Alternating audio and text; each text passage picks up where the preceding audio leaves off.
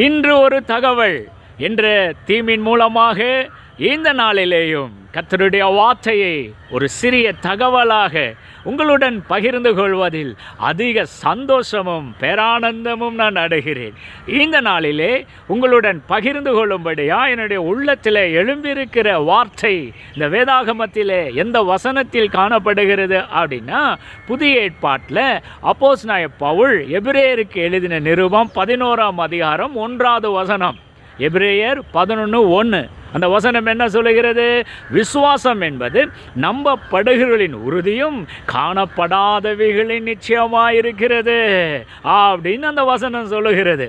ஆமாம், விசுவாசம் அப்படின்னாலே காணப்படாதவைகளின் நிச்சயம். கண்ணால் காண முடியாது, ஆனால் அங்கே தான் இருக்குது. அங்கே தான் இருக்குதுங்கிறத முதல்ல நீ நம்ப வேண்டும். நம்பிக்கை என்பது ஃபஸ்ட்டு ஸ்டெப்பு, அதுக்கு அப்புறம்தான் செகண்ட் ஸ்டெப்பு தான் விசுவாசம். அங்கே இருக்குது அப்படிங்கிறத என்னால் நம்பவே முடியலனா அப்புறம் விசுவாசத்துக்கு அங்கே என்ன வேலை இருக்குது? ஒரு வேலையும் கிடையாது விசுவாசத்துக்கு, இல்லையா?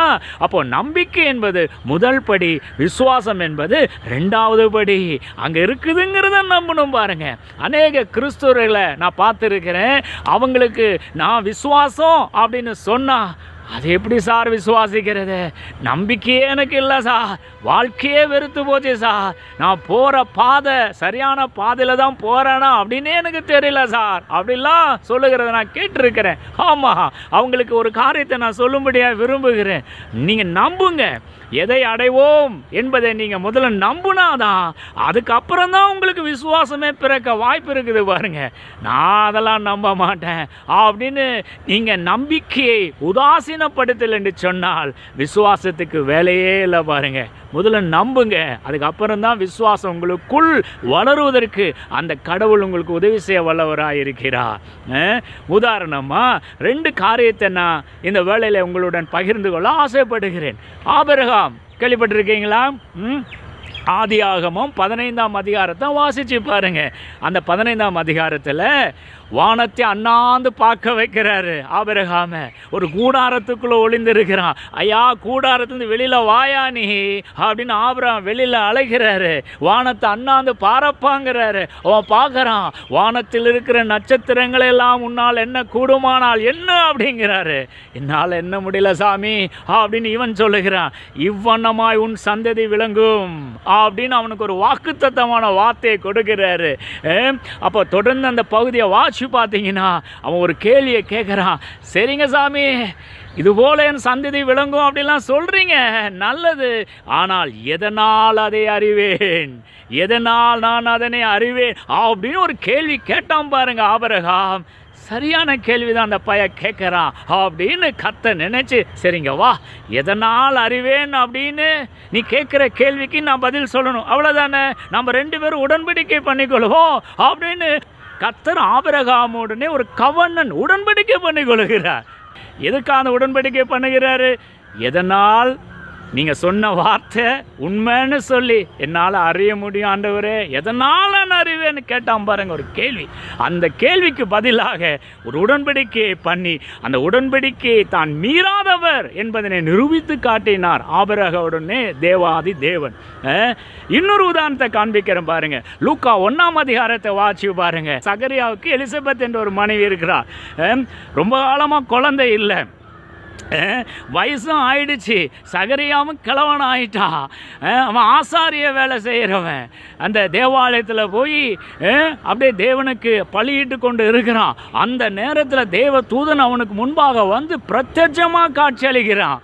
காட்சியளித்து, சகரியா, உனக்கு பிள்ளை இல்லைன்னு தெரியும், நீ தேவனை நோக்கி பலமுறை வேண்டுதலை செஞ்சிருக்கிறாய், அந்த தேவன் உன்னுடைய சத்தத்தை கேட்டுட்டாரு, உனக்கு பதில் கொடுக்கும்படியா தேவ தூதனா என்ன உன்னிடத்தில் அனுப்பியிருக்கிறாரு. என்ன பதில் தெரியுமா? அடுத்த ஒரு உற்பத்தி காலத்தில் உன் மனைவி எலிசபெத் நிச்சயமாய் கருவுறுவாள், அவர் ஒரு அருமையான பிள்ளையை பெற்றெடுப்பாள், அந்த பிள்ளைக்கு நீ யோவான் என்று பெயரிட வேண்டும் அப்படின்னு தீர்க்கமாக அந்த தேவ தூதன் தேவனிடத்திலிருந்து பதிலை பெற்று இந்த சகரியா கோயிலில் ஆசாரி ஊழியம் செய்து கொண்டு இருக்கும்போது அவனிடத்தில் பிரத்யட்சமாய் காட்சியளித்து இவ்வாறு பேசுகிறார். எவ்வளோ அருமையான வார்த்தை. இந்த நேரத்தில் அந்த ஆதியாகமம் 15ஆம் அதிகாரத்தில் ஆபிரகாம் என்ன கேள்வி கேட்டான்னு சொன்னேன், இதனை நான் எதனால் அறிவேன் அப்படின்னு கேள்வி கேட்டான். அதே கேள்வியை இந்த சகரியாவும் கேட்குறான் தேவதூதனை பார்த்து, இதனை நான் எதனால் அறிவேன். ரெண்டு பேரும் ஒரே கேள்வி தான் கேட்குறாங்க. ஆனால் ஆபிரகாம் இதனை எதனால் நான் அறிவேன் கேட்டுட்டு அப்படியே நிப்பாட்டிட்டான். ஆனால் சகரியா அதுக்கப்புறம் ரெண்டு வார்த்தையை சொல்கிறான் பாருங்க, வந்தது வம்பு. என்ன சொல்கிறான், எதனால் நான் அறிவேன் அப்படின்னு கேட்டுட்ட பிறகு அந்த சகரியா தேவதூதனை பார்த்து, நான் கிழவனாக இருக்கிறேன், என் மனைவியும் வயது சென்றவளாக இருக்கிறார் அப்படின்னு அவிசுவாசமான ரெண்டு வார்த்தைகளை இந்த சகரியா சொல்கிறான் பாருங்க. நான் எதனால் அறிவேங்கிறத ஆபிரகாமும் கர்த்தரை பார்த்து கேட்குறான், இவனும் தேவதூதனை பார்த்து கேட்குறான். அது வரைக்கும் பிரச்சனை இல்லை. ஆனால் அதுக்கப்புறம் எக்ஸ்ட்ராவா, நான் கிழவனாக இருக்கிறேன், என் மனைவி வயது சென்றவளாக இருக்கிறாள் அப்படின்னு சொல்லிட்டு அவிசுவாசமான வார்த்தைகளை சகரியா பேசினான் பாருங்க. தேவதூதனுக்கு வந்தது கோபம். நான் தேவனிடத்திலிருந்து வார்த்தையை கொண்டு வந்திருக்கிறேன், நீ என்ன இப்படி கேள்வி கேட்குற அப்படின்னு தேவதூதனுக்கு கோபம் வந்துருச்சு. அவன் வாயை அடைச்சி போட்டுட்டான், ஊமையாக்கிட்டான் தேவதூதன் சகரியாவை. வேதாந்த வாட்சி பாருங்க, லூக்கா 1ஆம் அதிகாரத்தை பேசி கொண்டு இருக்கிறேன். வாயை திறக்கிறான், வார்த்தை வரமாட்டேங்குது, பேன்னு திணறான். அதுக்கப்புறம் தேவதூதன் சொன்ன வார்த்தையின்படியே எலிசபெத் பிள்ளையை பெற்று எடுக்கிறாள். அவளுக்கு என்ன பேர் எடுக்கிறது அப்படின்னு சொல்லி அந்த ஜனங்களெல்லாம் கூடி அப்படியே டிஸ்கஷன் பண்ணி கொண்டிருக்கிறாங்க. என்ன பேருன்னு தெரியல, தகப்பனிடத்தில் கேட்கலாமேன்னு சொல்லிட்டு கேட்குறாங்க. அவன் சிலேட்டை வாங்கி யோவான் அப்படின்னு பேர் எடுக்கிறான். ஆமாம்மா, இந்த பேரு தான் நாங்களும் யோசிச்சுட்டு இருந்தோம் அப்படின்னு அவர்களும் அதற்கு உடன்படுகிறார்கள். அந்த யோவான் பேர் எப்போ அந்த குழந்தைக்கு இடப்பட்டதோ அதுக்கப்புறம் தான் தேவதூதன் இந்த சகரியாவின் வாயை திறக்கிறான் பாருங்க. அப்போது இந்த ரெண்டு உதாரணத்தில் உங்களை நோக்கி நான் ஃபோக்கஸ் பண்ணி காண்பிக்கும்படியாக விரும்புகிற ஒரே ஒரு காரியம் என்னென்னா, ஆபிரகாமும் நான் எதனால் அறிவேன்னு கேட்டான், சகரியாவும் நான் எதனால் அறிவேன் கேட்டான். அது வரைக்கும் பிரச்சனை இல்லை. ஆனால் அதுக்கப்புறம் நான் கிழவனாக இருக்கிறேன் சாமி, என் மனைவி வயது சென்றவளாக இருக்கிறாருன்னு அவிசுவாசமான வார்த்தை கேட்டதுனால வாயை ஊமையாக்கி விட்டான் அந்த தேவதூதன். அப்போது உங்களை பார்த்து நான் சொல்லுகிறேன், விசுவாசம் என்பது நம்பப்படுகளின் உறுதி, காணப்படாதவைகளின் நிச்சயம். எபிரேயர் 11:1 இப்போ மீண்டும் கொண்டு வருகிறேன். விசுவாசம் என்பது நம்பப்படுகளின் உறுதியும் காணப்படாதவைகளின் நிச்சயம். காணப்படலை, குழந்தை இல்லை, ஆனால் நீ நம்பணும். அங்கே தான் அந்த குழந்தை இருக்குதுங்க, நம்பணும் பாருங்க. நம்புனாதான் அடுத்த ஸ்டெப்பா விசுவாசம் உனக்குள்ள துளிர்க்க கர்த்தர் உதவி செய்யக்கூடியவராக இருக்கிறாரு பாருங்க. நீங்கள் நம்பிக்கை இருக்கலாம், ஆனால் அவிசுவாசுக்கு எதுவான வார்த்தைகளை பேசினா, நான் கிழவனாக இருக்கிறேன் சாமி, என் மனைவி வயது சென்றவளாக இருக்கிறாளே அப்படின்னு நீ பேசணுன்னா உனக்கு ஒன்றுமே நடக்காது பாருங்க.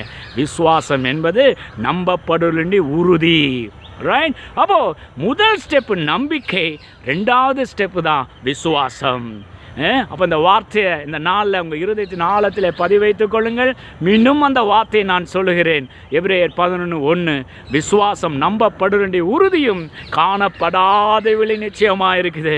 அங்கே தான் இருக்குது. ஆனால் இப்போ என்னால் கண்ணில் பார்க்க முடியல. ஆனால் நாளொன்று வரும், நிச்சயமாய் நான் எதனை நம்புகிறேனோ அது நிச்சயமாய் கண்ணால் ஃபிசிக்கலாக பார்ப்பேன் அப்படிங்கிற நம்பிக்கை எனக்கு இருக்குது.